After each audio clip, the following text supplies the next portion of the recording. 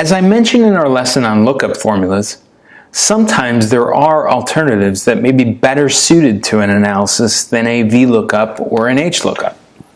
One of those alternatives is the getPivot function.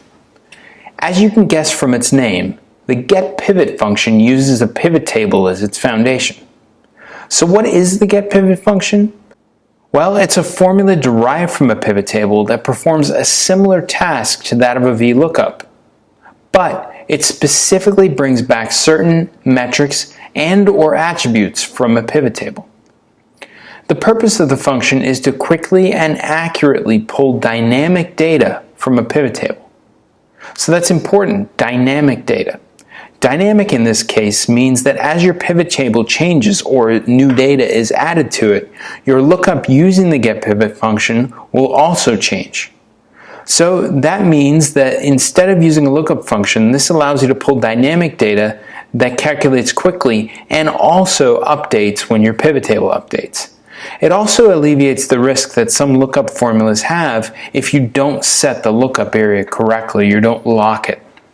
So how do you use the getPivot function? Well, by simply clicking on the values within a pivot table, the formula will automatically appear in the formula bar. As you can see here, I've shown a getPivot formula as it would be shown in Excel. The getPivot portion of the formula is directly to the right of the equal sign, as we would normally see with any formula in Excel. So the components of a getPivot function are simply the metrics and attributes from your pivot table. If we continue with the example we used for the pivot table lesson, the metric in this case would be salary, so that's 1. And then we would have the attribute, which in this case is the season start, shown as number 2. So a getPivot function uses the specific metrics and attributes from your existing pivot table. The efficiency of the getPivot function becomes apparent when you change the metrics and attributes in the formula to a cell reference.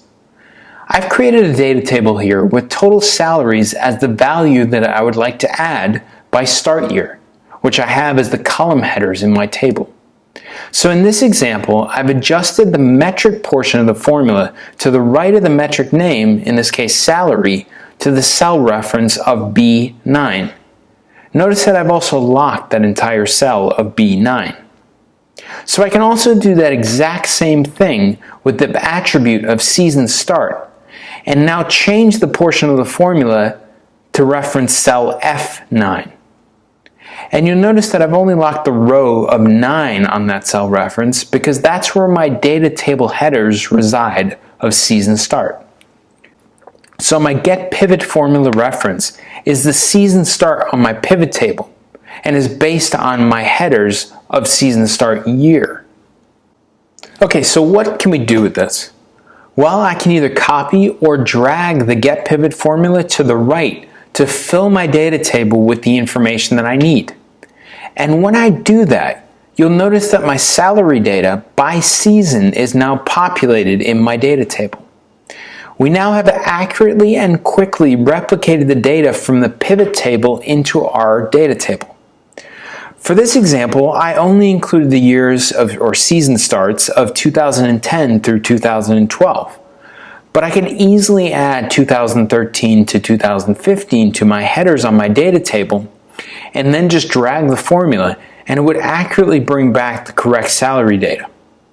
So now if we happen to add 2016 data to our original data set in the future, we can just refresh the pivot table and simply add the year of 2016 to our data headers on the data table and the formula would still work. Okay, so all that's a little abstract. Let's use the actual getPivot function in Excel with an example.